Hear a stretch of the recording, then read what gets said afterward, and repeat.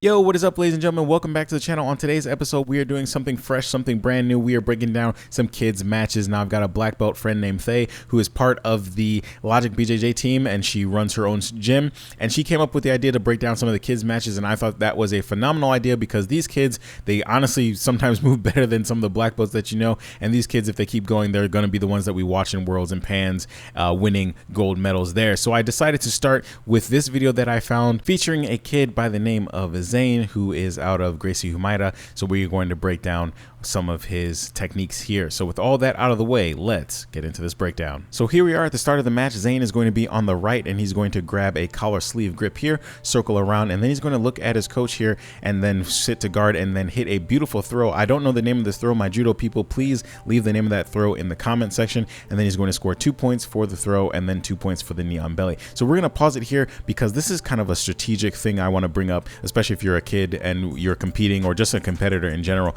He only scores 4 points here because he goes straight to knee on belly, but if he was able to get into side control from the throw, then pop up to knee on belly, he would have scored 5 points, scoring 7 altogether. So you don't get rewarded for points by going backwards. So if you land in knee on belly and try to go back to side control, you're not going to score the 3 points for the side control. You're only going to get awarded if you start in side control, then pop up to knee on belly for the 5, and then 2 for the throw. So there's just a little tidbit there for all my competitors.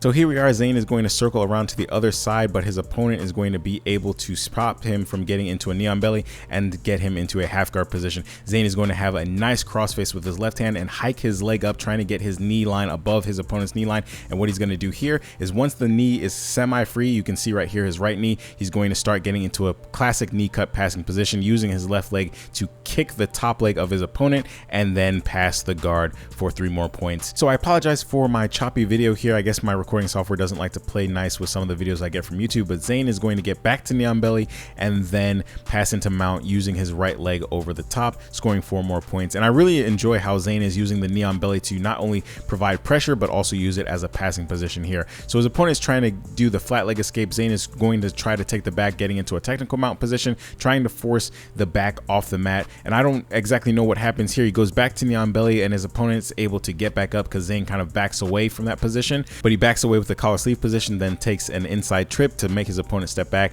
and then goes for a collar drag. The only thing that I think needs improvement there is that Zain takes his left hand and circles the leg of his opponent. That way his opponent can't get back up and he can keep him down for the 2 points. So here we are later in the match. We're going to see Zain pull into a collar sleeve position, opting to set up the De La Hiva, using his left leg to get that De La Hiva hook, same side collar sleeve. And once he's able to hook the leg, he's going to start setting up the berimbolo. And instead of going for the full berimbolo, he's going to post his hands on the mat, come up in this half guard position here, and then roll over his shoulder, getting the back for the back taking position here and scoring 4 points. So I wanted to go back and slow it down because as Zain goes for the berimbolo, instead of going for the full thing, he's going to do a halfway one and then post his hands into the mat, coming up in a smashed half guard. That's how I like to do berimbolo now. I stay in the smashed half guard and pass from there, but Zain is going to roll over his shoulder, getting the back taking position here with the full berimbolo. So he kind of broke it up into 2 different parts, and then he's able to still get the back. But I like to stay in the first half of the berimbolo and just come up on a smashed half guard position. So the ref is going to reset them back into the center with Zain on his opponent's back, and Zain is going to opt for going to mount after his opponent clears the bottom hook.